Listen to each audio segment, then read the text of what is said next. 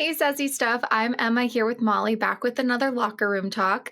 And while the season is officially over, we've seen a little bit of a shift in the SEC this year. It's no longer dominated by powerhouses like Alabama and Georgia as a sure thing.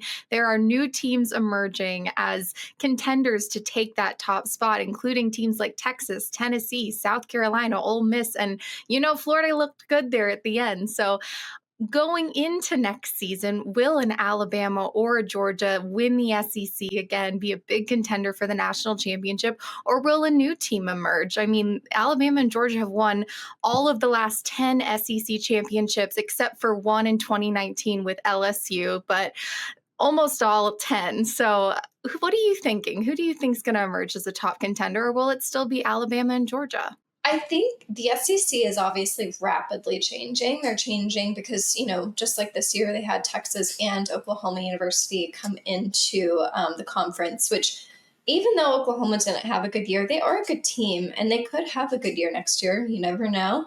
And I think Texas also kind of came in and dominated. I know that they lost to Georgia in the SEC championship, but they did make it all the way to almost national championship. So I do think they're a great team. So it's going to be a funky year. I think we've got a lot of players from each team going into the draft. A lot of young men have entered the transfer portal. I'm kind of waiting till like April or May to really make a full decision on who I think is going to have a good year. I just want to see the spring training camps. I want to see, what teams are working well together and very fluid. So, but right now, I think, the SEC is ever changing, especially having two new teams in the conference. I'm looking forward to this next year. I think, any team like Bama or Georgia has every ability to be a powerhouse. And I also think they have the room to share the screen with other teams. Well, it certainly looks that way because of the transfer portal and how recruiting is done nowadays. More teams can have access to these essential and great players on their team.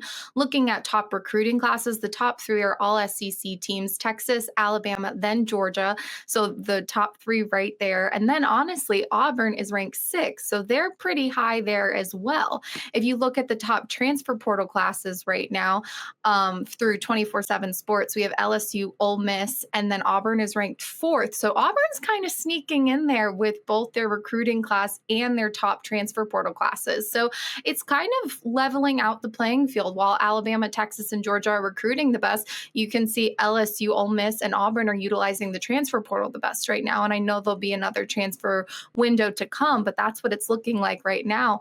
LSU, they have been known for their amazing offenses in the past few years, but the defense has been really where it's lacking. But they've just brought on a great safety, Tamaris Cooley, who's an NC State transfer. So if he can really help in that backfield, I think that this LSU team can really get something going, especially with Nussmeier there. South Carolina had a great year with Lenoris Sellers. Big fan of Lenoris Sellers. Texas also had a sensational year, but they did fall short to the SEC champion twice. So going into this next season, I think, which we are the Sassy Stuff show, and I get that. But I genuinely believe, this is not my biased opinion, I genuinely believe that the Southeast Conference has one of the most competitive conferences. I think when you look at, the Big Ten, you've got a couple good schools in the Big Ten. You have, you've got OSU, obviously, and then you have a couple others. But other than that, it's a hit or miss with some of those schools. Whereas the SEC, each one of these teams is pretty stacked, very talented, very competitive. And I think, honestly, a lot of kids in other conferences are wanting to come to the SEC. So with that transfer portal, I do think it gives a lot of range. So I'm gonna be really excited for this next season because, like I said, I think the SEC is getting more and more interesting because of the transfer portal, and especially with the NIL. So I'm really looking forward to it. I'm also looking forward to seeing the other conferences. Obviously, Bill Belichick is going to come and coach for North Carolina. That's going to be a very interesting team. So I'm excited about that. Obviously, I'm excited to see how Oregon bounces back from this last year. Same with Ohio State. And, obviously, Georgia's going to be a little different. Carson Beck left. That's going to be interesting. We've got, Texas is going to be different because Ewers has declared for the draft. So you've got Manning. It's going to be a Manning team, which we're all excited for, but we really haven't gotten to see a lot of Manning. So we're excited to see what this kid has and can do. You're looking at each of these teams, and they're going to be so different. We're looking at a completely new class. Yeah, I'm really excited to see how it all shakes out.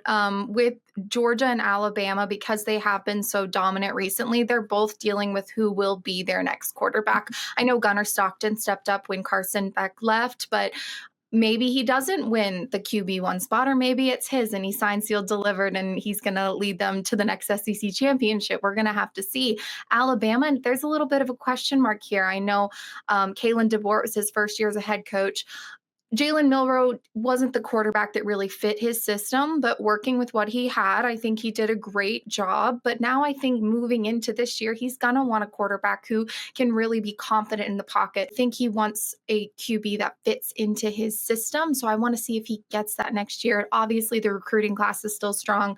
Let's see if they pick up a few more players once the transfer portal opens back up. But will Alabama bounce back without Nick Saban? That's a big question for me. Will Georgia continue to stay dominant when all these teams are catching up? I mean, Florida looked pretty good at the end of the year there. So this is a hard conference. I mean, Missouri's been in the conversation. Vanderbilt still has Diego Pavia. So will they shake some teams up throughout the year as well? I know Alabama doesn't want to lose to them again.